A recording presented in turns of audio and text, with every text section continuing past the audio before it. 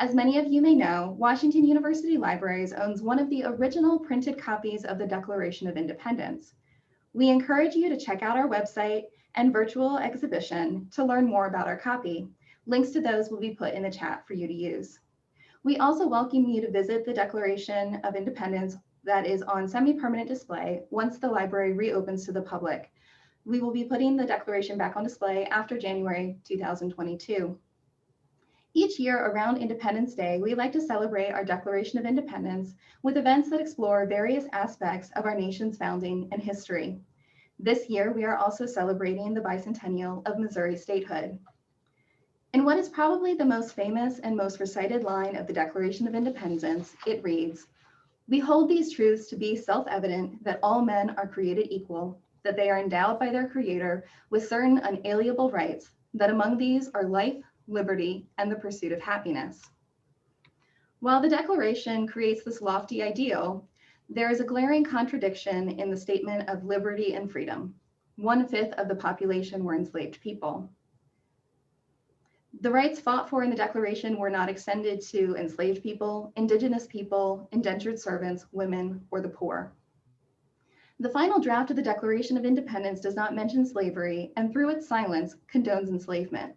But the first draft, written by Thomas Jefferson, includes a condemnation of slavery as, quote, "cruel war against human nature itself, violating its most sacred rights of life and liberty in the persons of a distant people, captivating and carrying them into slavery in another hemisphere, or to incur miserable death in their transportation." Jefferson's anti-slavery passage was excised during the congressional debates that took place before approving the final wording found in the Declaration as we know it today. Though Jefferson's words may have accurately reflected his values and those of many of the founding fathers, they underscored the contradiction between what they believed or said and what they did. 1/3 of the Declaration signers, including Jefferson, were personally enslavers, and the slave-owning colonies had a profound commercial interest in preserving the trade in human beings. It is important to acknowledge this tension between the Declaration's ideals and the lived experience of many of our fellow Americans, for whom each step toward equality has been made through the efforts of countless individuals who work together to demand change. Progress was made across generations of Americans through protests, marches, sit-ins, boycotts, and of course, the Civil War. Even today, as Black, Indigenous, and persons of color are still marching, protesting, and demanding change, it is clear that we have yet to reach the ideal stated in the Declaration of Independence, that all individuals are created equal. This event will explore difficult aspects of the Declaration of Independence and the impacts of slavery in Missouri specifically. Our panel of experts will discuss aspects of Missouri statehood more in depth, but first, I want to introduce our moderator for today's event, Jeff Ward. Jeff Ward is professor of African and African American Studies and faculty affiliate in Sociology and American Cultural Studies at Washington University in St. Louis. He is also director of WashU and Slavery, an initiative of the Center for the Study of Race, Ethnicity, and Equity, known as CRE2, which is aligned with the global consortium of universities studying slavery. Ward is a member of the organizing committee of Reparative Justice Coalition of St. Louis, a community-based effort to acknowledge and address legacies of racial violence in Greater St. Louis. I'm going to hand things over to Jeff to tell us more about the WashU and Slavery Initiative and to introduce our panelists. Thank you, Cassie, for that introduction to the topic today. And I'll briefly say a little bit more about university studying slavery, because I want to get right back to the subject we're here to discuss today. As Cassie mentioned, University Studying Slavery is a global consortium of academic institutions, primarily universities, but also libraries and archives, independently and collaboratively examining the relationships between their institutional histories and slavery, including its legacy, and addressing the legacies of these entanglements. The initiative at WashU grows out of a broader university commitment to deepening contributions to the study of race, ethnicity, and equity, and thereby helping to forge an equitable and just future for our city, our nation, and our world. I'm happy to talk more about the initiative later in Q&A, but for now, I'll ask you to visit the initiative website at CRE2, which I'll put in the chat, to learn more about the project, including opportunities for participation. Now I'd like to introduce our distinguished panelists who will continue the discussion Cassie has initiated. William Steve Belko is the Executive Director of Missouri Humanities Council. From 2005 to January of 2015, Belko was Associate Professor of History, Director of Graduate Program in Early American Studies, and Director of Graduate Certificate, the Graduate Certificate Program, Historic Preservation at the University of West Florida.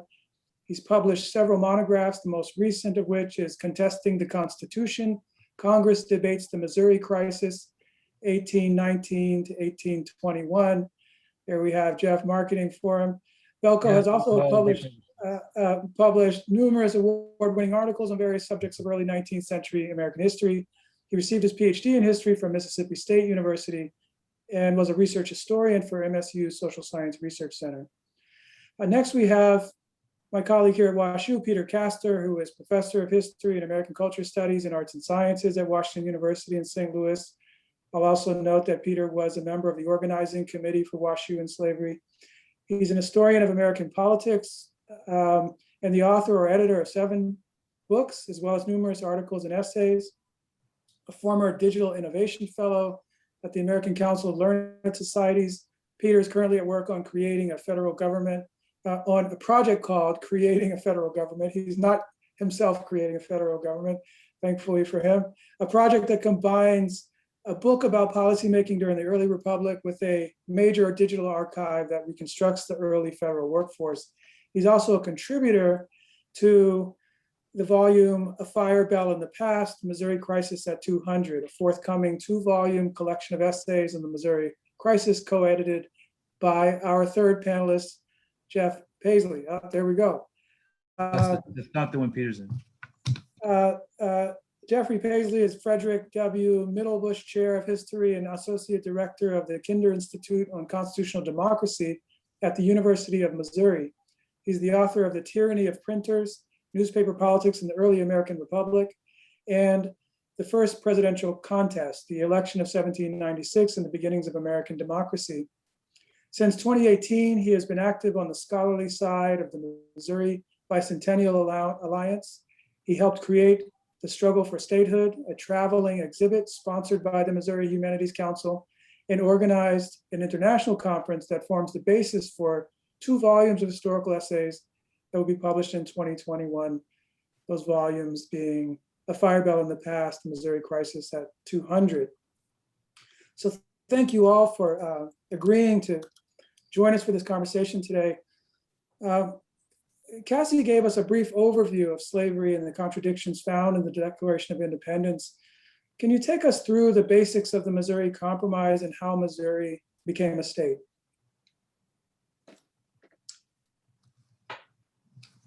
Anyone can jump in there. I'll defer to my elders. Oh, Your elders. And I mean, as an intellectual superiority. oh, please. Okay. All right. Steve, you wrote the book. That's why I can't answer the question in less than 5 seconds. But Yeah, though it's not a short question. Short Well, version, all right. the short version of the story, please. You know, Short version. let me suggest. Well, do we have an hour and a half, or do you have 2 hours? No, I guess we could just start with the short version. Is that you know, the former this was the first part of the Louisiana Purchase that was to become, beside the state of Louisiana itself, to apply for statehood. It was one that came in the wake of several other states after the War of 1812. And I guess, to make a long story short, they applied for statehood sort of late 1818, gets to the floor of Congress February 1819. And to the surprise of the Missourians, though, you know, things often come to the surprise of Missourians, it don't necessarily come to everyone else's surprise. They were voted down in the House, or not voted down, but an amendment by New York representative named James Talmadge was put in that was to not allow us to help me get the facts right, Steve, to ban any further introduction of slaves. Further introduction, right? And then everybody here, Slaves into the territory, right. and then also to put in a gradual emancipation scheme. That passes the House because it turned out the House had a majority for that, because the House by population has a northern majority who it turned out now was willing to vote against slavery. And the Senate was still the South was still more powerful in the Senate, so it deadlocks. Basically, Missouri then ends up not pass. Statehood doesn't pass in that session, and it becomes like a 2-year thing where they have to come back, and there's debated all that summer. Then they come back for another session. Then they make the Missouri Compromise, which was to maybe somebody else. Steve, you want to take over the Missouri? well, yeah, the Thomas Amendment would be the first compromise, and it's Right, here we go. basically the 3630 line. Everything below that will be slavery in the territory west of the Mississippi, that Louisiana Purchase territory. Keep in mind, there is no territory from Mexico. So that's going to be a whole other can of worms when we get the Mexican territories. And everything above that is free except for Missouri, which enters as slave. And then, of course, as so much of Jeff and I've worked on, Missourians then take it to another level with kind of a repugnant portion of their constitution, which caused it to all start all over again in 1821. And again, there was another compromise basically coming out of the Senate, which the House said, okay, fine. And then finally in August 10th, 1821, President Monroe said, okay, they're in, presidential proclamation. And Missourians passed the solemn public act promising never to enforce that repugnant section in our Constitution. And we did pretty quickly anyway, and then and on several occasions. And then a bunch of other states. This is these laws that were laws about free blacks, barring free blacks from entering free black people from entering the state. So there's 2 Missouri compromises, at least 2. One is letting the state, and it's not really they didn't really balance Missouri and Maine. That's one of the things as a scholar named Donald Ratcliffe in our book who and by the way, I was only holding those books up because they were just published like in the past 2 weeks. So otherwise I wouldn't sit here and hold books up, and it's our series that the Kinder Institute publishes. So I had to do it. So at least the balance thing between, it's not so much that they balance between Missouri and Maine, it's that Maine got taken hostage, essentially by the South. That once they saw that this, that this was something to hold back on, once they realized that Missouri was going to be a problem. So, and then Maine actually does become a state long before, it was like a year before Missouri does. And then there really wasn't a balance. The idea that there was a principle after that is actually, it's kind of happenstance. So don't go telling people that it was this balance thing, because that's like one of the main takeaways from the book.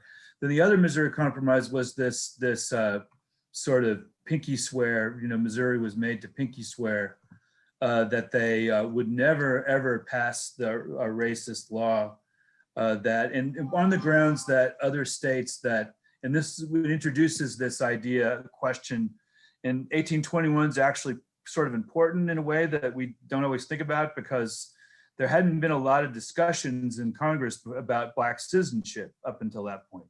And that's the kind of the crux of these laws about barring Black people from moving free Black people from moving state to state, is that there are some states where they're free to live, and there are others and if there's others that are not, then that could violate. I mean, Steve's more the constitutional guy, so I guess I won't try to go into what principles it violates, but they thought, at least the question was raised about whether that violated various constitutional principles as well as just justice.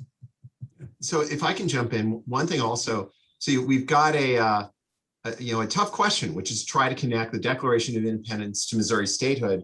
And I want to use these details and use 2 terms that we often associate with the Declaration of Independence to help understand how and why Missouri became a state when it did. And those two words are independence and equality. To think about what those terms meant at the time Missourians petitioned for statehood in the late 18 teens, because there are crucial ways in which it's similar to how we understand these terms now and ways in which it's profoundly different.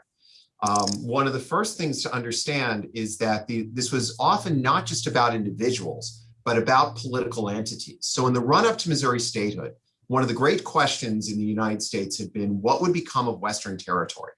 And Missouri was before Missouri petitioned for statehood, 7 other states had entered the Union through a process developed in the 1780s that was premised on this notion of both independence and equality, that new states entering the Union would be independent of each other, and the federal government couldn't dictate terms to them, and they would be equal to one another, that new states would be equal to old states. And in the time, this was truly radical. It was remarkable. It sort of violated all the principles of empire and colony that reigned in the Western, in the Atlantic world.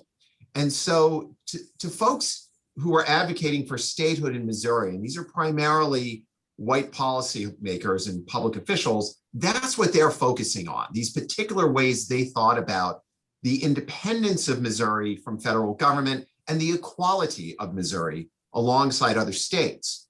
But of all those new states that had entered the Union, the majority of them were states in which the enslavement of African Americans was not only legal, but normalized. So the equality of states certainly did not preclude the inequality of individuals. One of the preconditions for statehood was that there be a Republican system of government. Well, a Republican system of government often presumed a constitution that had equality among white citizens, but most of these new states, and Missouri was no exception, had provisions that not only permitted but mandated the inequality for people who could not establish their whiteness, whether they were African American, whether they were Native American, whether they were multiracial. That was always part of it. And a lot of the language for this goes back to the Declaration of Independence, which sang the virtues of both independence and equality. And it was language that Americans, took with them. They took it with them and ran. It was the language that, in fact, African Americans would use to argue against slavery. They would say that, and the term they would use for that, which is the Declaration of Independence, sings the virtues of equality, and equality should apply to all.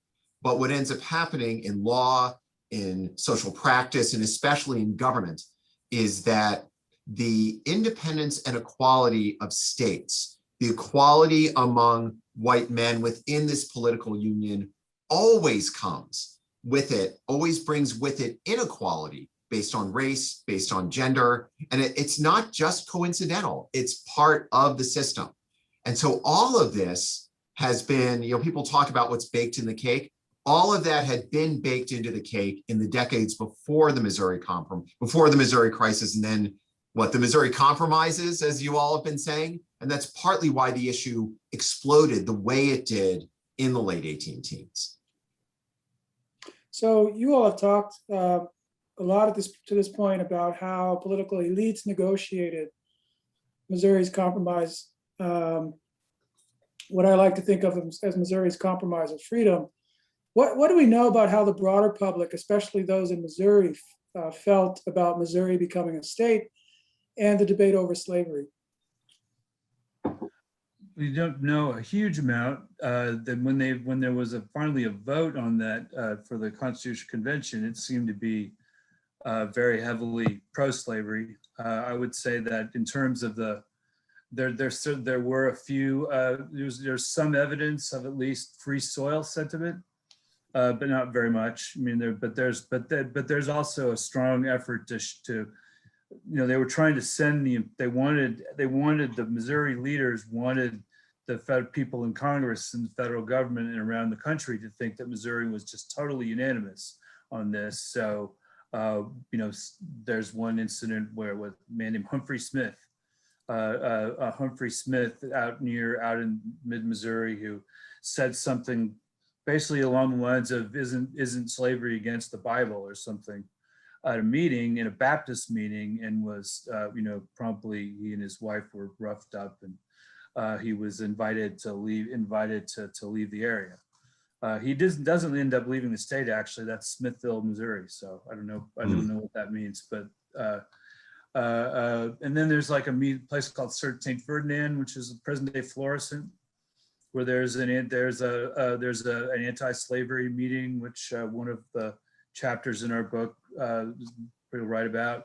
And I think in like some kind of strange place like Herculaneum, I think there's a meeting that at least is in the term they used was restrictionist. In other words, people who nobody was really going in Missouri was daring to say slavery should be abolished right then. There's the most what was said was that it would be better not to have slavery. Some people would have preferred that slavery not be the dominant economic system, or that might be okay to phase it out. Though that's often from a kind of racist point of view. Right. Yeah, you mentioned the free soil sentiment. Just for our viewers, maybe just say a little bit more about what the free soil sentiment refers to. I mean, it's kind of what the basis of the people who a lot of the speakers in Congress when they voted through the Talmadge Amendment, a lot of it's along the lines of the West, especially west of the Mississippi. And this is, they hadn't really been paying attention because there was been slavery beyond the Mississippi for a while, including back before the United States got it. And in the treaties and things kind of guaranteed that it would exist. But at least in the sort of minds of a lot of sort of idealistic people up north, especially people who were thinking about the West as the future, they just didn't think of slavery as part of that. From the point of view of they saw the West as being white, they saw it as being small farms rather than plantations. Just a kind of a general idea of nobody. They didn't have the terminology that they would use later, but there certainly was an idea that there were going to be all these farmers oversweeping the farmers and northern and cities oversweeping the continent, and they weren't picturing, they were picturing more New Yorks and Rochesters, not and Pittsburghs, not Charlestons and New Orleans, and certainly not more Georgias and Georgias and Alabamas and Tennessees. Not very accurate. And that's not really not an accurate view on their point of view. So it was basically there was an issue about the expansion of slavery, and even people who kind of defended it in various grounds just thought maybe the Mississippi was the line where they wanted to draw.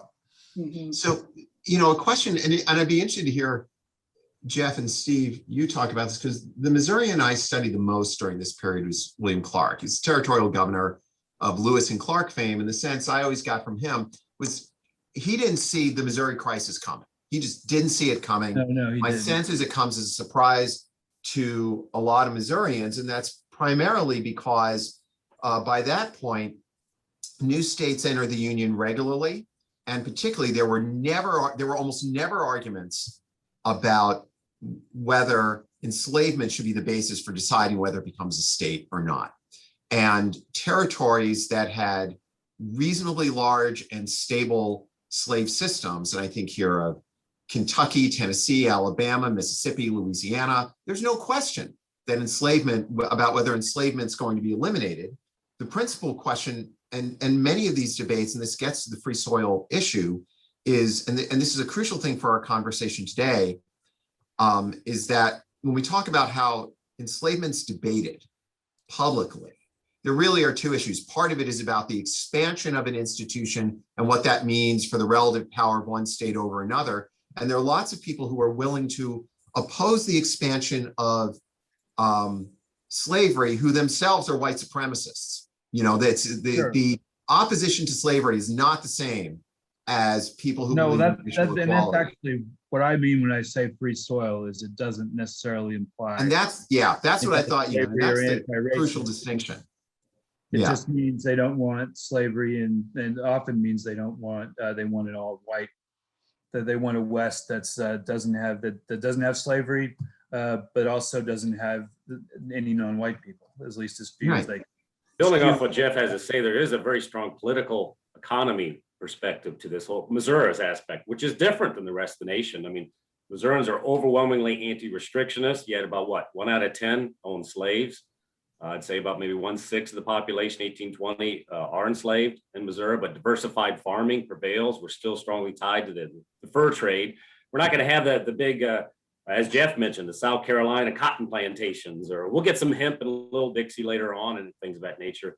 Many of the settlers are from Tennessee and Kentucky, so they're used to this type of society. But one thing is certain, they're anti-Eastern. And they're going to become more anti-Eastern through this whole perspective. That's just a Missourian thing. But basically, it's like, just leave slavery alone. It's not even, I don't say it's not an issue. It is an issue. Just let us join the union on an equal basis. We're coming in, so it's just a big mess. But from the perspective of political economy, one of the overriding issues in Missouri is economic development. What do we want to do when we enter the union? Develop economically.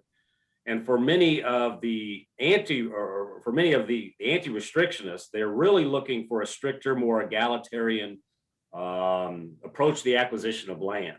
And so here's this kind of free soul, maybe even Jacksonian, of the common man. We are the ones, the small farmer, the yeoman farmer, the mechanic. What we don't want is this representation of the moneyed aristocracy. And who better than the moneyed aristocracy than the slaveocracy coming in? But for some restrictionists and others, slavery is just one more means of economic development. Why preclude it? But it's never really going to take off in Missouri for a variety of reasons. So yeah, I mean, it's worth also getting to Jeff's point with Jeff's question, which is a terrific one, about how it's, plays out locally, which is also, what does statehood mean for enslaved Missourians? Yeah, and we've got limited information about what it meant for free white Missourians. We've even less about what it would have meant for enslaved African-American Missourians. One thing that's likely, we know from the case in other states, is that enslaved people knew far more about what's going on publicly than historians had long assumed. But because of enslavement, they knew far less than free white people were likely to know. And I would suggest understanding what statehood meant for enslaved Missourians is more important to see where Missouri statehood sits within a larger set of changes going on in this region. So one of the preconditions for statehood, as I said, statehood is supposed to guarantee equality and independence, but one of the prerequisites for Western statehood is racial supremacy, whether that means government authority over Native peoples, or whether it means a stable system of slavery. And in fact, advocates of statehood will often say to Congress, look, we've got things under control here. And that's not so a requirement. So it's Peter, not, I can understand it's it's not not a requirement of statehood. No, it's not a written requirement, but it's an expectation. It's one of the things that federal leaders in both Congress and the executive often look for. And it's one of the things that territorial officials say is in place. You'll say, this is in place, we're kind of ready, we can have a Republican government. It's not a written requirement, but it becomes a customary expectation. It becomes one of the goals, the assumption that you need the federal government to help stabilize these systems. And so one of the things that occurs over the 18 teens is there is a growing, stabilizing system of enslavement. So it's not so much that statehood becomes this event that is going to mean, going to have sort of daily meaning to enslaved Missourians, but it does mean in the years immediately preceding statehood, the number of enslaved Missourians grows, the kind of stabilization of it increases. And so in all of these territories, as they become states, part of the ways in which it is experienced by people is in the institutions that are sort of expected to be in place before a place can become a state. Well, so the other thing it means to, well, the other thing it means to enslaved people is that, one of the reasons that a lot of the white Missourians are upset, other than just being kind of feeling like they were jerked around by Congress, was the idea that they'd made these plans to go out there and start farms and plantations and often involving either buying or bringing enslaved people from Virginia or Tennessee or whatever, and that was so what statehood does, and what the vindication of slavery, and the expansion of slavery in Missouri does, is it does it, Missouri's kind of small potatoes for this, as opposed to Louisiana, as opposed to one of the other Western, as opposed to something like Texas or Mississippi in this regard. But it does mean that there are people who are people, they call it the second forced migration or the second Middle Passage. Sometimes the millions of people who were taken out of, who were moved out of long, places where they'd probably lived for generations in some cases, back in Virginia, back in Virginia or Maryland or the Carolinas, or get sent out west here. Now, of course, the Missourians the white Missourians, one of the weirdest things about these debates is they keep insisting that, well, the reason that Missouri should have slavery was because slavery was so much better in Missouri than it was, that they were doing, it's pretty much along the lines of, well, would you rather send them to Mississippi? Is that humane? And they literally would argue that way. But it does mean that, so I think this is one of the things that also people don't seem to get, or at least the public doesn't seem to get about when you talk about the expansion of slavery, is that it really does mean wrenching changes for people who were sent out, for enslaved people. And the Missourians like to argue that it was way better because it's got a cooler climate. But of course, Missouri, often people are going to be sent by themselves, right? It's not. It's kind of isolating form of slavery, because often it's only one or two, maybe one or two people. It's not like a Carolina or Virginia plantation where there's kind of a neighborhood of people who all might be enslaved together. So, but I think the other thing that I wanted to say about though is that about the enslaved people's reaction and just Black people's reaction is there's lots of evidence there, we wish there was more, but there are freedom suits that predate statehood, where people were, and one of the things that happens in Missouri is they're constantly trying to exploit, enslaved people are constantly trying to exploit some of these jurisdictional changes, like the fact that they were Spanish, that it was that the change from Spanish to French, and the change from French to American, the fact that then, of course, famously, if you crossed a state line or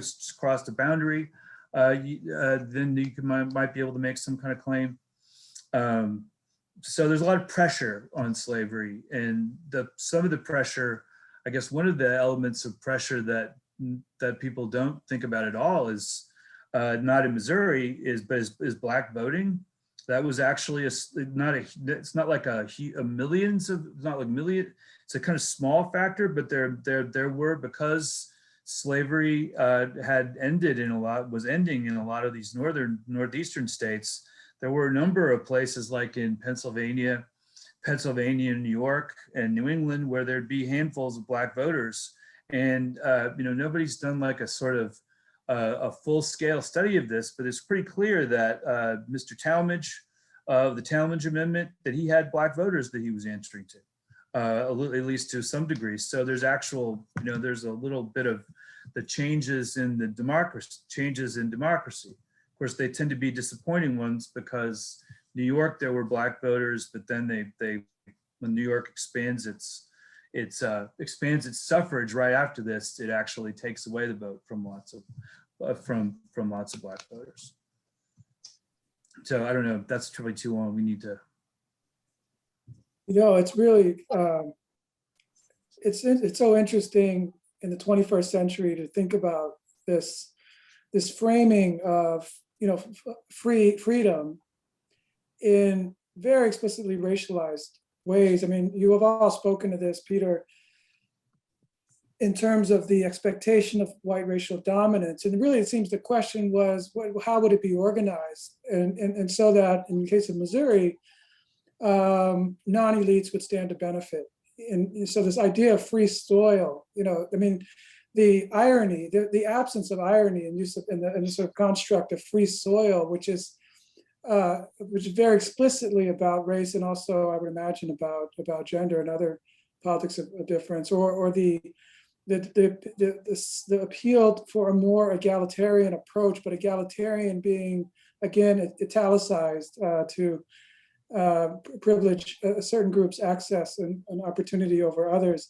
It's so interesting to think about in the 21st century in this context where we still see this kind of fight to hold on to the idea of America as a fundamentally white country, and the problems, I think, that the problems of ungovernable whiteness that we see in the siege on the Capitol, and the refusal to wear masks, and the sort of characterization of public health measures as tyranny and so on.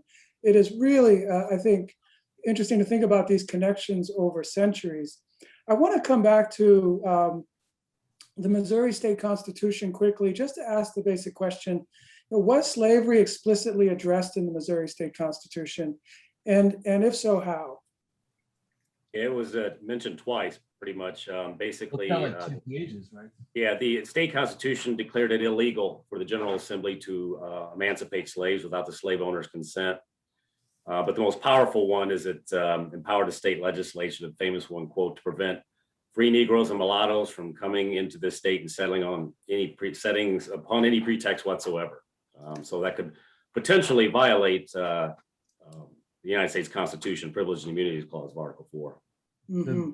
There was, and then there was also, yeah, so there was just protections against the kinds of things that they thought the Congress was trying to do.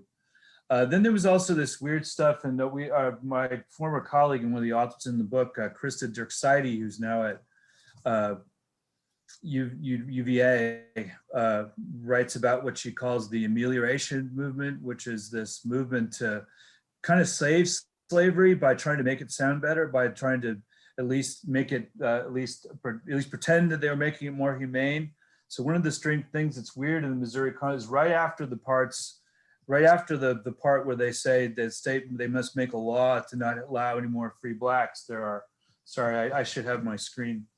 It's got these clauses that guarantee slaves a trial by jury, that they have to be claims. I don't think this is actually probably the way it worked in practice, but that they can't be given a higher degree of punishment than a white person with the same offense. And that it's basically kind of like that. It kind of guarantees, at least it says it guarantees various legal rights of slaves. And in fact, Missouri and I think this is kind of common in a lot, it's not just a Missouri thing, but of course there's a number of famous court cases that come out of this, right? The Dred Scott case being the most famous one, but that's like kind of the one where they closed the door on this, would have been kind of up to that, a kind of multi-decade tradition of enslaved people using the court, enslaved people and free people, using the courts to try to get some level of justice or freedom of action or just get out. And it might, one thing I was thinking is, the Missouri Constitution has that language, and I'm trying to think if, again, one thing that's so important to recapture. Taken from Alabama. It's taken, Krista says that Alabama did it first, and then they did. But the other thing is there any state constitution at that time that does not address slavery? And I'm saying that because it's interesting for the audience to try to, it's a different constitutional era that I'm trying to think if any state constitution doesn't address this, either by preserving slavery, which many did. Slave states have constitutions that have structures that say, that preserve slavery, and then other state constitutions prohibit it. And so enslavement is written into constitutions it is again a regular part of constitution making in the United States at that time. And even the states where slavery is not legal, their constitutions say that. Or it's interpreted. I mean, there was like, they were rewritten to be against it. In a lot of cases, like Massachusetts, it was a court case that just ruled slavery. That's right. To be illegal. So That's I right. don't That's what I'm think trying to that remember, a because lot of the northern ones, I don't think a lot of the northern ones actually do address it directly. that's what I was wondering, because I But know, Missouri, this is one of the second round, there's a whole second round of, or it was third round some places already. And of Yeah. course, Missouri, I don't know what constitution, do you remember what constitution we're on now? Isn't it like 8 or something? Yeah, God, we're just working on this for the National Archives and Records Administrations. I hope. You ought to have that at the top. Yeah, 1940 something. I Something think like the that. last one. So Wow. I stopped at 1848. So I'm legally not bound to answer this. Okay, so Anyways, back to other Jeff. my period 1. So do we answer your question, Jeff? Yeah, you did. And you mentioned, Jeff, I think this, I was curious to hear more about this 1821 pinky swear. Oh, right. That's where are pinky swears documented? And well, it's Steve used the term. They called it It was the Eaton proviso. John Eaton in the Senate came up with, and I could actually read it to you. I always put it on the read it to us. And what did they call it then? It is the longest paragraph that means absolutely nothing. But basically, it says in 500 words. It's not that long. But I put it up for students to read it, and they just all look at me and go, "What the heck is that?" Basically, it says, "All right, there's a section in your Constitution, could be repugnant, not sure. Could violate the Constitution, maybe, not sure. But if you're not ever going to pass that, enforce that section of the Constitution. And if you do, it has no force." So essentially what they're asking us to do is pay off the rest of our loan on our car with a bad check. Sure, I'll write a check. Here you go. And Missouri did the Solemn Public Act. Yeah, we promised never to pass that section. Hey, and if we do, it's of no force. And we did. Yeah, the solemn, they basically had to pass a thing saying that they couldn't pass a law they weren't allowed to pass. yeah, The neat thing in this is keep this in mind, because now we're technically not a state. We are not in the union, but the federal government is asking the state assembly to pass a law. Yeah, it doesn't make much sense. It's just all crazy. That's one of the things I don't know that most Missourians realize is that the state, we're doing the bicentennial next month, but it was actually, the state government was actually in operation since 1820. So Yeah. it's like, got like a Texas scenario there. Yeah, there was actually a few court cases where in the interim, we had our first General Assembly and all of that. And some wise guys went, "Hey, I lost a couple court cases in circuit courts under this Constitution of 1820. I'm going to sue because there is no state of Missouri. Those don't exist." And actually, it was enforced that, yeah, all the laws passed by the General Assembly from that first session are in force, and any courts they established are in force. So nobody got away with that one. Yeah, nobody got away with it. So when we're not even sure when we're in the union, but we're gonna have some fun with it. I think I well, interrupted. and this gets Peter. to, one of the questions that just showed up in the chat was, Oh, yeah. were territories, let me read this correct. Did a state have to present a completed constitution as part of the application for statehood? Territories did that. And that's what they would normally do is a territory would first seek permission from Congress to form a state constitutional convention. And they would form have the convention, they'd write the constitution. They would have a non-voting delegate to Congress who would present it to Congress. There would be this elaborate dance. And it wasn't just that they would need to write a constitution, but the act of writing the constitution was supposed to demonstrate that they were ready for self-government. And Missouri, that's partly why this came as a surprise to Missouri. It's partly why the advocates of statehood get so bent out of shape, which is that every state before them had been allowed to do this, submit their constitution, get it approved, and all was right in the world. And then what gets, what Missourians so outraged is that a New Yorker has the audacity to try to retroactively modify the Constitution that they have written. And well, they wrote the Constitution after, though, Peter. They wrote the Constitution. They didn't write the Constitution. They wrote the Constitution after the Talmadge Amendment. No, that's right. They write it after the amendment. Talmadge Amendment was about the enabling. It was about it's about the enabling legislation, which is often, that's what they get upset about. But they still end up submitting it's still commonplace to submit the Constitution, and that's still an expectation for statehood. Thanks for correcting me. I always get that wrong about Talmadge. It's about the enabling legislation. There's also a debate after this in those constitutional debates in Congress. really kind of for the first time. So you submit a constitution to Congress. Is there another step? Can Yeah. Congress prove or disapprove it? And this is one of those first times you're like, well, geez, let's look into this issue. Yeah. That's a powerful statement then to say, you're not so much an independent sovereign state now, are you? You're behest of Congress's stipulations for coming into the Union. And then there was a question of, okay, so Missouri says, fine, pass the Talmadge Amendment. We'll come back in and we don't have to follow it. Yeah. We're a sovereign independent nation. If you want a state, we'll do whatever our laws say. It's nothing, Congress can't do anything about it. So much to this issue that's just, it's remarkable to study. Yeah. There's so many interesting questions. I would love to talk more about the abolitionist movement in Missouri, in part because sometimes today, people want to remember slavery as a non-controversial historical phenomena, as sort of the way things were, and something that was generally accepted. But as you all have acknowledged, this view kind of requires that you erase the presence of first of all, enslaved populations themselves, but also free Black populations, other whites who contested slavery, right, for various reasons. But I want to move on instead. I'm thinking of the time, and I want to ask a couple more questions before we go to Q&A with the audience. And the first one is about the era of federal Reconstruction and how that unfolded in Missouri. I'm really curious about this period post-emancipation. I know, or at least I understand, that Missouri was not subject to federal Reconstruction because the state had not seceded. And yet many Missouri residents, families, regions sided with and often fought for the Confederacy. So how, if at all, did the state deal with this de facto problem of Reconstruction? And what were the implications of that action or inaction for Missouri politics and society?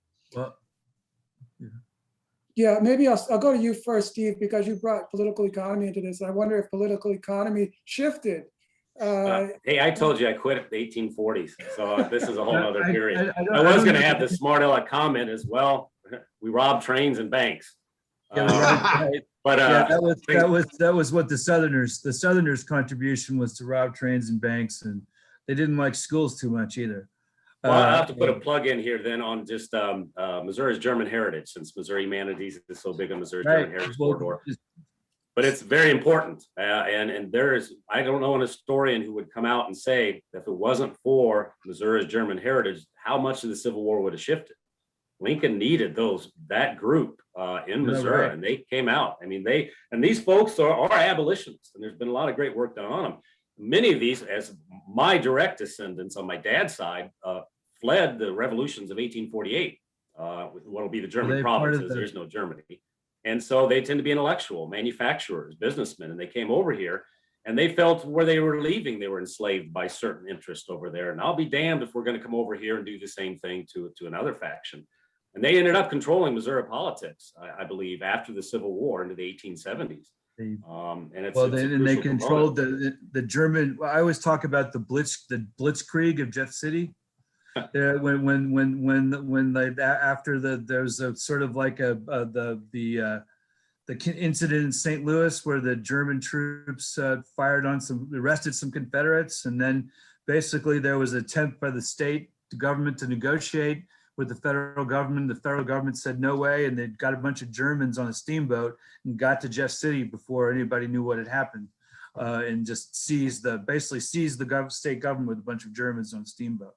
The slavery issue, Carl Schurz, a German, was very prominent when he came to Missouri and part of the Grant administration to inspect and explore and investigate what's going on with the freedmen.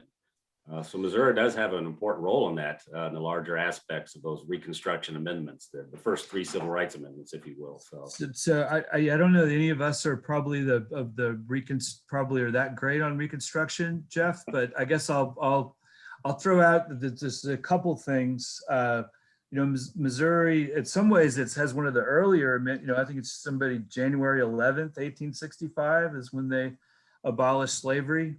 So even though, so it's very strange, like they didn't have the Emancipation Proclamation did not apply, but then slavery is abolished earlier than it is other places. And they don't have radical Reconstruction, but they had this group called the Radicals, who were, you know, old Democrats and Republicans who put through like actually one of the most draconian, politically one of the most draconian constitutions, where they, in terms of disfranchising and putting all these political disabilities onto the ex-Confederates. Now, one of the weird things about it is it's harsher in some ways, but then it ends more quickly. And here's one of the paradoxes about Missouri is that, like, you know, so they didn't really have Reconstruction in the same degree. And then they went into the Jim Crow period and they had Jim Crow, but also not to the same degree. Like, one of the weird things about Missouri is, like, most of the other slave states, Black voters got disfranchised. At some point, were enfranchised and disfranchised. At some point, you know, in the late 19th century up until the 50s or 60s. In Missouri, that doesn't happen all the way. You know, there are Black voters all the way through in Missouri from, you know, from shortly after, from sometime in the 1860s all the way, you know, all the way through the Jim Crow period. So, which is why that there are strange things where you've got to, if you talk to somebody who knows like Missouri politics in the turn of the century, there are weird times where both parties are trying to get Black votes at different times.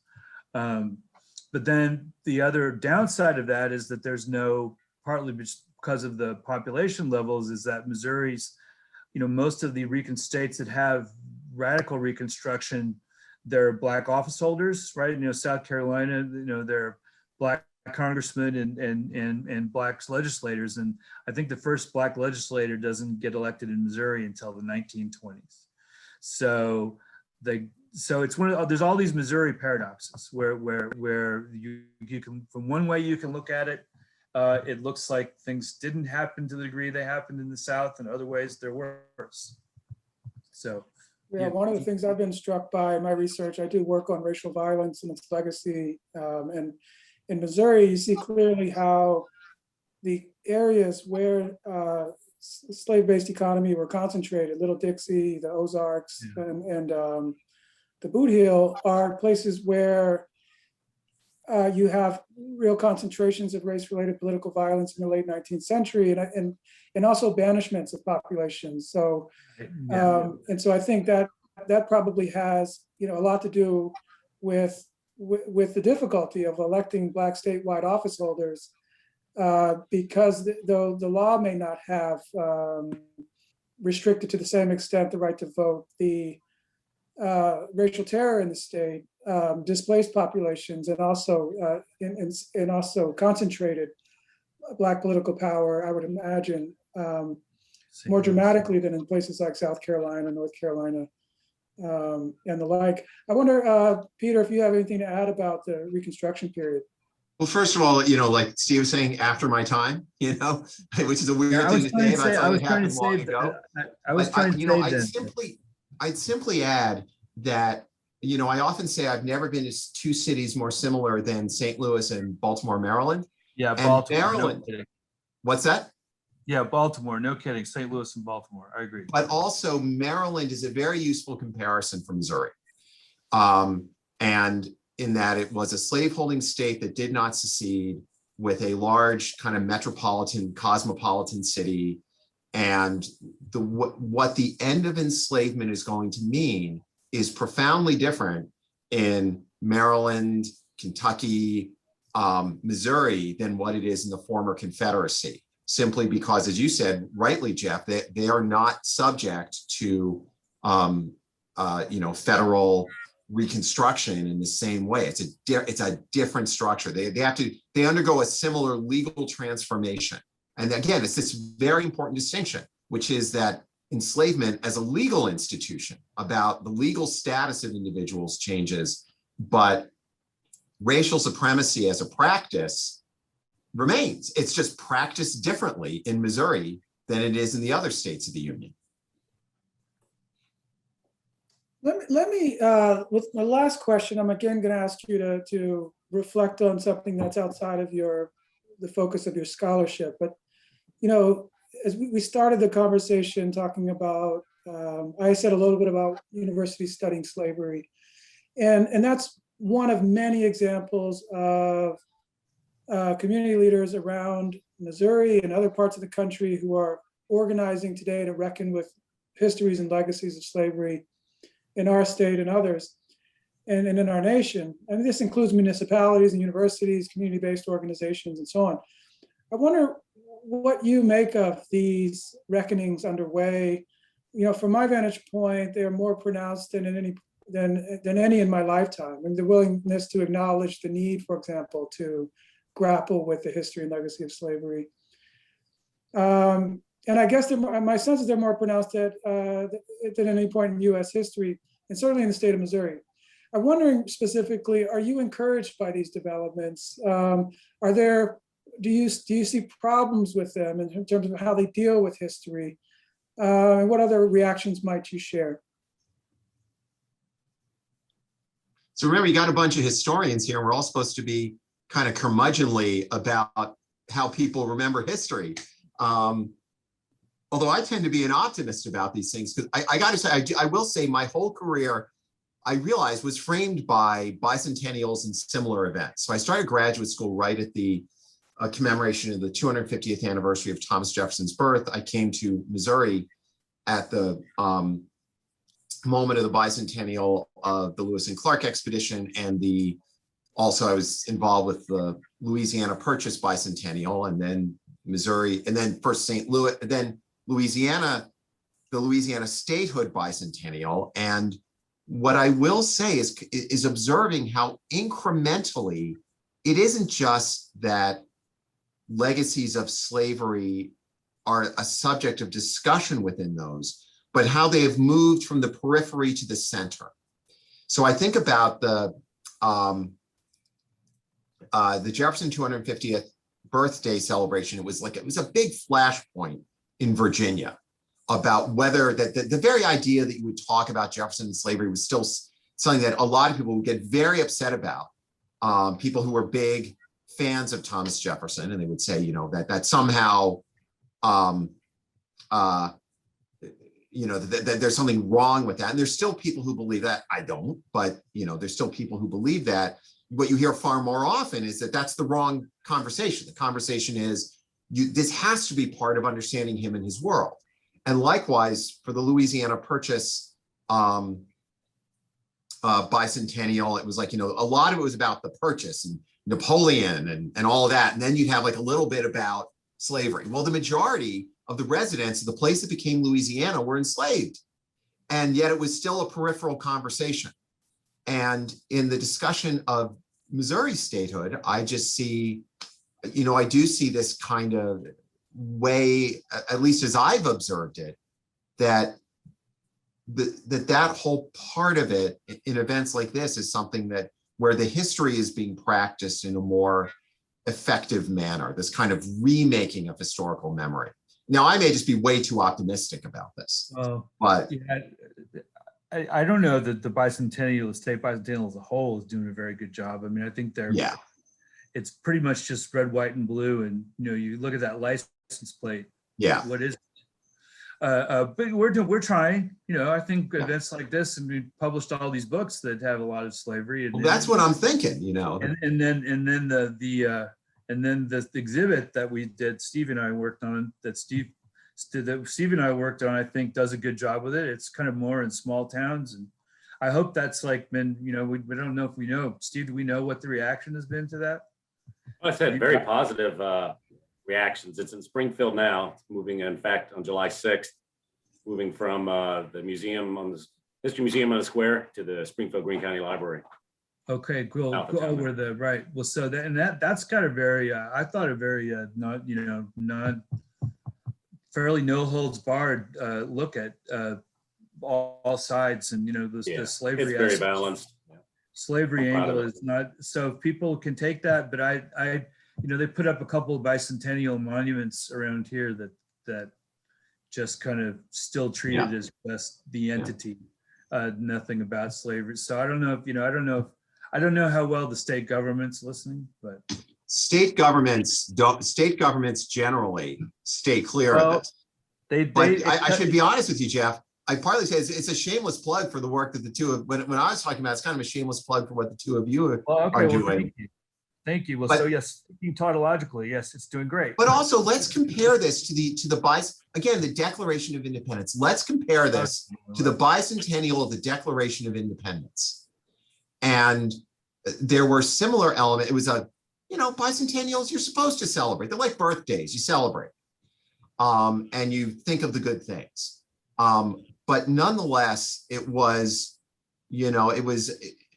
I can't believe it, that's almost 50 years ago, but in 1976, these kinds of conversations were the kind of conversation you're talking about, Jeff, like what's going on in the state government, that was happening in 1976. But the kind of work that you and Steve are doing was not happening on a large scale in 1976.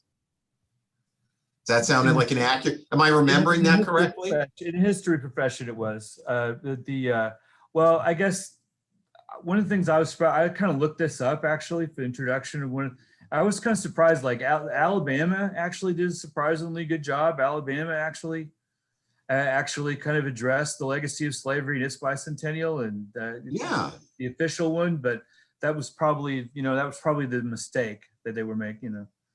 Probably that wouldn't happen today if they were having Alabama's bicentennial this year. Maybe it wouldn't have happened, but and I mean, in the sense of the politics are just much more. Politics of these things seem to be much more polarized now than they were. That's true. 5 years ago, and maybe that's because I'd like to believe, as Jeff said, that's because we're making so much more progress on it, and people are feeling the heat. Maybe so. That's a way to maybe have some optimism out of it. But like there's I don't know. It's pretty.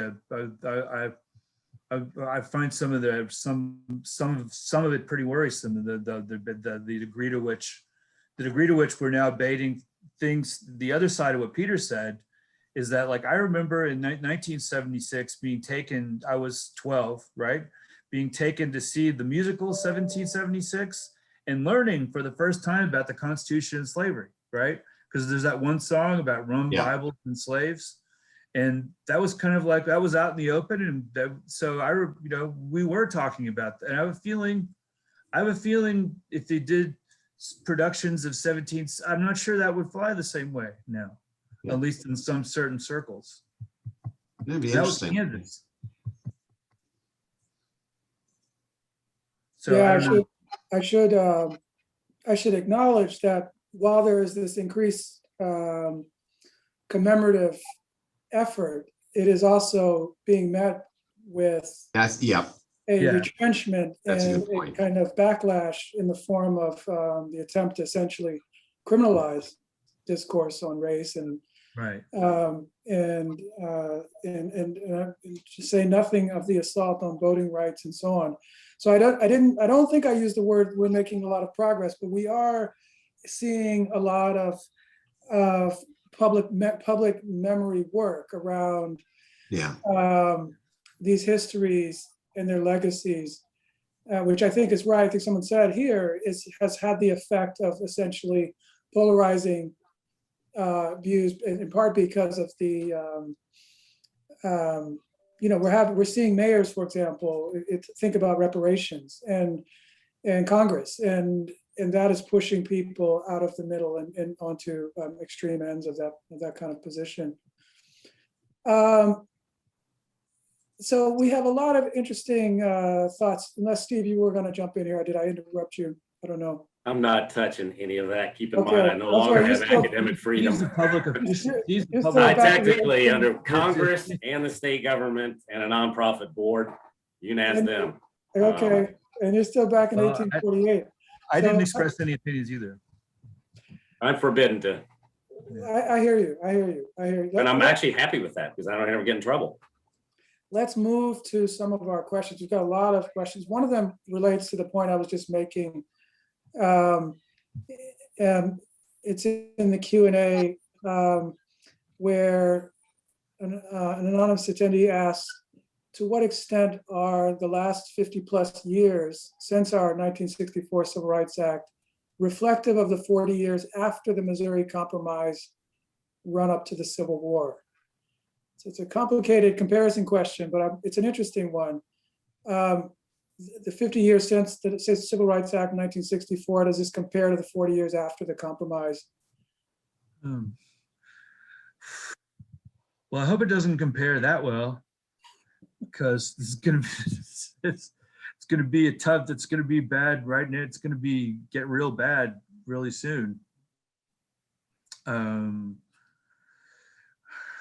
will add, I'm going to put a plug for Missouri Humanities. If you go to our website under our video archives, we had a huge major grant, Why It Matters, part of the Mellon Foundation and the Federation of State Humanities Council partnership we did.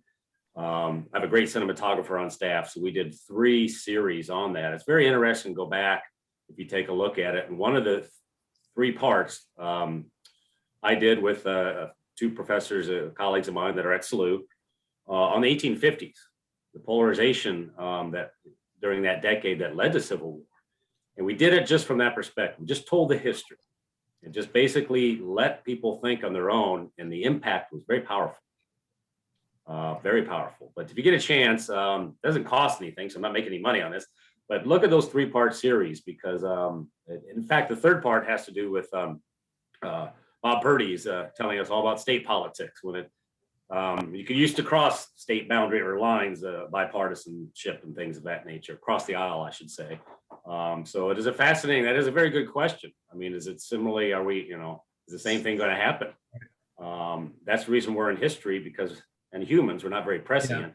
Well, so if I understand the question, I guess here's what I could try with that, is that this is that the Missouri Compromise is sort of like the Civil Rights Act in reverse, of course, in the sense that and this is very actually debated in our books about whether the Missouri Compromise is kind of a glass half, whether it made the country half free or whether it preserved slavery. The balance is abolitionists hated it, and it was generally considered, I think, be something where the South had won. And certainly you see slavery, which it seemed to be kind of tapering and declined up until the 1810s, really take off and become, the Cotton Kingdom and all that. So it sort of really comes into its own after the Missouri Compromise. So I guess in the sense that, in that sense, in that sense, the post-Missouri Compromise, you'd see the power of the South and the slave power kind of, I wouldn't say it built, politically at least, it could seem to kind of build and build with different setbacks until, now I don't know if it's been that smooth for the post-civil, but certainly if you see the post-civil rights era as in, people have different interpretations of it. If to the extent that it's been a story of progress up to retrenchment in the recent times, then I guess I could see a similarity there. But I hope it doesn't. I hope that analogy doesn't follow, because the antebellum period would be a period of slavery getting more and more powerful and then getting smashed. And I hope the reverse wouldn't be true. Well, I see it, the way I tend to see it is seeing both the Civil Rights Act of 1964 and the Voting Rights Act of 1965, which people usually talk about, appropriately so, as efforts to give the government teeth to finally enforce the 14th and 15th Amendments to the Constitution, which are Reconstruction amendments. And those amendments, like the Civil Rights Act and the Voting Rights Act, are in theory supposed to make the rights of citizenship available to all, in the sense that, excuse me for a second, in that all citizens have access to rights and their access is equal. And one of the things it serves as a reminder of for Missouri statehood is that Missouri, like many states, approaches law and race completely differently, which is that many states in the Union will have legal practices that explicitly state that people's legal rights and access are different on the basis of race. And that isn't just about who is enslaved and who is free, but But what is really interesting is the way those laws are aimed at the term they would often use at the time, free people of color. The notion that you've got lots of different people within a state. They are different on the basis of race. Law should treat them differently on the basis of race. And to the architects of those systems, they think that's appropriate, it's effective, it's the way things should be. There are a lot of people who argue against it in its own time, but there are a lot of states with those laws. And the laws like the vote, like the Civil Rights Act, serve as reminders of the existence of that kind of formal legal structure. And so that doesn't fully answer the question of seeing, the sort of 40 years after Missouri statehood, but rather as a way to understand Missouri statehood and its sort of long connection to something like the Civil Rights Act. It was a good question the person posted. I mean, look, it kind of stumped all of us, which means it must be a good question. Let me ask another good question from our audience. Trish Gunby writes, I remember touring the Whitney plantation outside New Orleans, and at the end, a participant who was white male said, quote, so all in all, if you had to be a slave, this would have been a good place to work. That's an end quote. That's after passing a metal cage enslaved people were placed in. My question is, given the mention that slavery, the mention of the attempt to construct slavery as better in Missouri, we talked about in some earlier in our conversation, how do we impress upon white Missourians and others that there is no better in relation to slavery? Well, we have a whole chapter. We have there's basically one of the chapters in our book, in the second volume of our book, is basically the myth. I forget what she says, not the myth of better slavery, but the myth of mild Missouri slavery, and tries to go through that. Diane Moody Burke of the University of Missouri, Kansas City, will give people, will go through that very, very carefully. Yeah, I don't understand that either. I mean, it's kind of like, and this fact that they can say that in Louisiana may tell you something about the urge to say that every place has the urge. It's just the general urge of white people of a certain attitude to find a way not to feel bad about it. And Missouri has kind of got low hanging fruit in the sense of it's not as hot.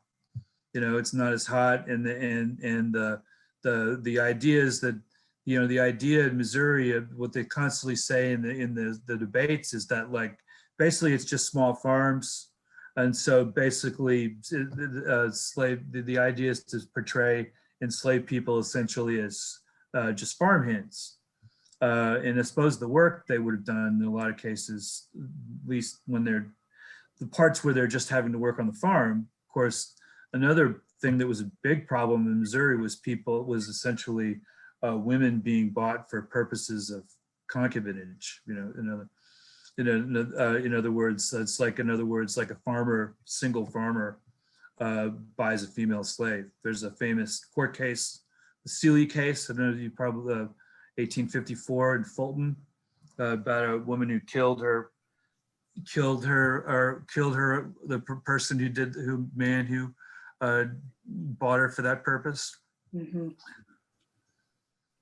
So I don't know what the answer to that. We just have to keep talking about it, I guess. I mean, I don't know how. I guess I have a hard time relating to the idea that it could ever be better. What do you guys think? What's I can striking understand is the question. So go ahead, Peter. I just think back to, because I started in the colonial period and eventually working my way up to the Jacksonian. There were so many different types of slavery. And Yeah. Slavery is slavery. You just got to be careful with that. I don't understand if that's what they really meant. In other words, not to be just a dumb statement or question that was made, and maybe how it was taken. But there are varieties of slavery, so you got to look at it. Well, slavery is still slavery. It sucks, and it's not right. So yeah, it's kind of just, I don't know. I don't like the question.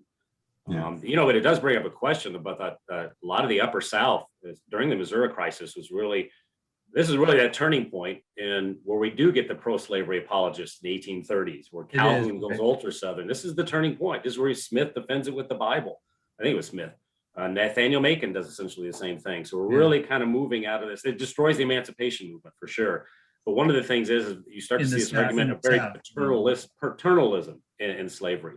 And Philip Pendleton Barber, who I wrote a biography on, is one of those about the mild manner of form of slavery in Virginia compared to the deep South and things of that nature. But they also turn it on, and this definitely gets into the 1830s and stuff. We got the post Hammond and all these other folks about what about white manufacturing, you know, in the Fall River system in Pennsylvania and New York. So you get this kind of really petty tit for tat. Who's got the worst, you know, miserable life and, you know, things of that nature. Yeah, so, right. Well, right. Then you get into the people who want to talk about, well, there's a whole myth about Irish slavery. Oh yeah, it just get out of hand. It's part of this larger, I mean, one thing it's sort of looking at it over the longue durée is that at different times and in different ways, there are people who have an investment for a variety of reasons in making these arguments about sort of against the inhumanity of African-American enslavement. They do it in different ways, different times, different purposes, some political, some personal. But what I want to emphasize, though, at this moment is there is a particular challenge that we face in doing this within Missouri history. One of the things I love about state bicentennials is it gets people interested in their history. And there is a particular way that Missouri and Louisiana, not just because I studied Louisiana, but Missouri and Louisiana, a particular way of telling their early histories, which is to connect it to a different imperial history, one that is both French and Spanish, both of which had different laws and practices of enslavement. And it is the case that in both the French and Spanish colonial systems, there were moments when it was possible for enslaved people, they had certain greater opportunities within the law to pursue their freedom. And the risk when there is that kind of legal difference is some people take it and run and say, well, it's not just that it's not as hot in Missouri, although lately it seems pretty hot in Missouri, but it's not just that Missouri isn't as hot as Alabama or Mississippi, but that its legal history made its system of slavery somehow less bad or worse, better. And so my point is there clearly, from all the examples people have mentioned that, you know, that Steve's mentioned, that Jeff's mentioned, there is always the risk that people will do what Jeff was describing, I'm getting my Jeffs confused, that Jeff Ward was describing. But I would simply say at this moment, when we reflect on Missouri's history, like, I think it's great if people understand the French and Spanish histories of Missouri. The risk is that they can misinterpret the history of slavery in Missouri relative to that of other states. Well, to me, the real threat is just having Missouri history be about early Missouri history be about Daniel Boone and Lewis and Clark. Yeah. And how it's just about exploration and the exploration in the frontier without getting the slavery into it. I mean, the Lewis and Clark, the number of people who were enslaved in the Lewis and Clark expedition is kind of interesting. Yep. And there's a whole other subject here, and Jeff, you know this, the Missouri Humanities deals so much with our Native American Heritage Program, and yes, that's things right. that we're doing is now nationally and internationally recognized, and it's very powerful, including our push to create the National Museum of Indian Removal, which will be in St. James. And it's the larger picture from contact to you're in Oklahoma now. So, I mean, we're talking about the Osage 1808 treaty, things of that nature. And the sad thing is there's a whole other perspective of a form of genocide that we've not even touched upon. And what's that? How does that deal with the Declaration of Independence? How are we going to deal with that in our 250? How do we deal with our own bicentennial? Yeah. And one of the reasons why I'm on the Bicentennial Commission is because of that Native American heritage connection, to bring that to the fore. I'm very, very proud of that. There's much more to do. But we'll keep in mind that in 1839, the General Assembly enacted legislation making it illegal to be Native American on Missouri soil. That was reinforced all the way up to 1899 and not repealed until 1909 in a very simple sentence. Whole other story. Whole other story. I didn't actually know that much about it. I should have. There's one of the essays in volume 2 of ours that where the person tries to make the argument that that Missourians were more concerned about becoming a state to get the federal government to help them expel the Extinguish that. Expel I got an the- article coming out on that in 23. It's on the origins of Indian removal. Part of the Right, Declaration of Statehood is Indian removal by the federal government and those who want Indians removed. And definitely Missourians are behind that. William Clark, even back to Meriwether Lewis when he was the whole Louisiana. Well, this guy is trying to argue that it was actually more. There's actually a bigger deal in some ways to some of them than preserving slavery, at least. I don't know about that, but It is a powerful issue. In terms of what they wanted statehood for. Yep. I'm really glad, Steve, that you brought this up, this issue of the Native American history of Missouri as it relates to statehood and also the issues of genocide. But I'm excited to hear about this proposal for a museum, and it brings me back to the question that the last audience member I shared, the last question I shared. One of the things we've been seeing related to this earlier point I was making about the increased reckoning is that historical museums, first of all, have proliferated, but also longstanding ones like Monticello and so on have been recontextualizing these issues in ways that are forcing people and facilitating people accessing this history in ways that are really vital when you consider that most Americans are not going to take up the in-depth study of Native American history but once they're once they finish secondary or post-secondary education, for example. So museums and archives, museums in particular, though, I think become very important sites of public history to facilitate these dialogues and exposures that can potentially beneficially impact our political culture. We're wrapping up. We're running out of time. And on this note, though, I want to thank the libraries. The libraries and archives. What would we have without them in terms of accessing these histories? I spent the morning in special collections at WashU's archive, looking at the early institutional history, the first 50 years of WashU, which we'd know almost nothing about if they did not keep these boxes and boxes of material and photographs and so on. So I want to hand things over to Cassie and also thank the panelists and thank the libraries for hosting this important conversation. Thank you for having us too. Yeah, it's been great. An honor. Yeah. Thank you, Jeff and Peter and Jeff and Steve, and for such a great conversation. The libraries is always happy to host wonderful experts to teach us more about our own history, especially related to our collections like the Declaration of Independence. Of course, for the pandemic, we have had very limited access, but the libraries is hoping to be able to welcome the public back as soon as it is safe to do so.